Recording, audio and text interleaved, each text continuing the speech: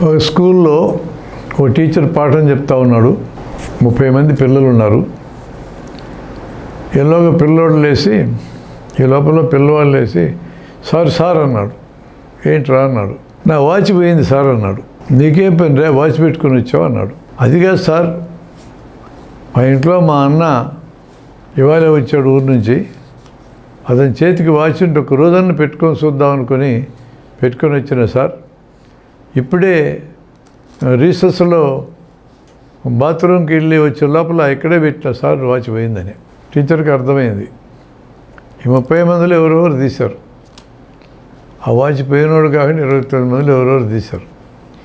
ఈ సమస్యను ఎట్టు పరిష్కరించాలనుకున్నాడు. ఆయన ఏం చేశారంటే, ఈ వాచ్ని ఎతికిస్తాను ఏం భయపడగాకన్నాడు. పిల్లలందరికీ చేతి గుడ్డలు ఉంటే మేమందరూ కళ్ళకు గుడ్డలు కట్టుకొని రా అన్నాడు. మొత్తం 30 మందికి కళ్ళకు గుడ్డలు కట్టాడు. తను కూడా కళ్ళకు గుడ్డలు కట్టుకొని ప్రతి ఒక్కడి సంచి ఎత్తుక్కుంటూ వెళ్ళాడు.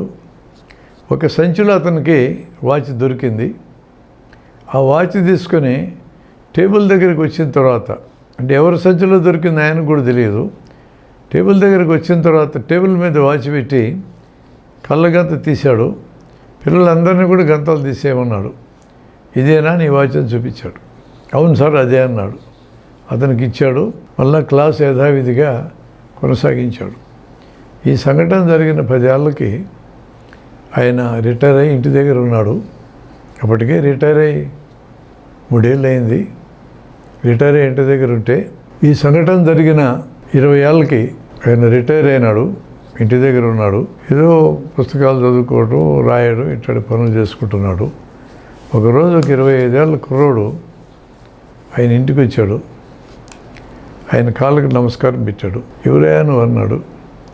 సార్ నేను నీకు గుర్తుండదు, నాకు మీరు గుర్తే సార్. మీ దగ్గర చదువుకున్నా సార్.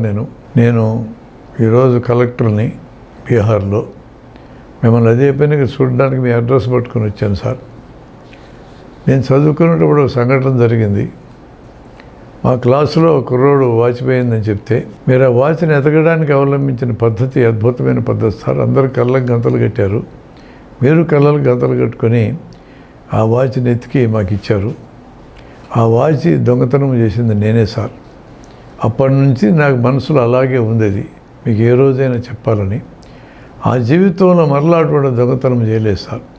మీరు ఉపయోగించిన పద్ధతి అత్యద్భుతమైన పద్ధతి అనేది నా మనసులో ప్రింట్ అయిపోయింది.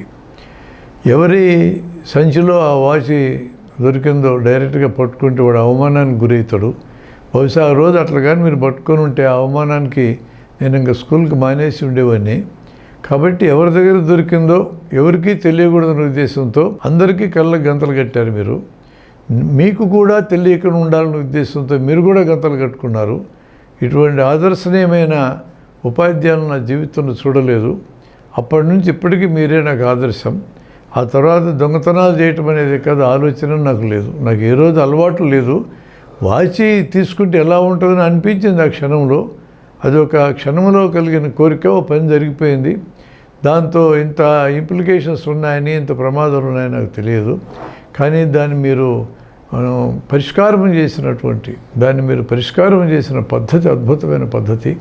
నేను దాన్ని గుర్తు చేసుకుంటూ మీ కాళ్ళు మొక్కడానికి వచ్చిన సార్ అని చెప్పని అన్నాడు. టీచర్ అంటే ఇలా ఉండాలి.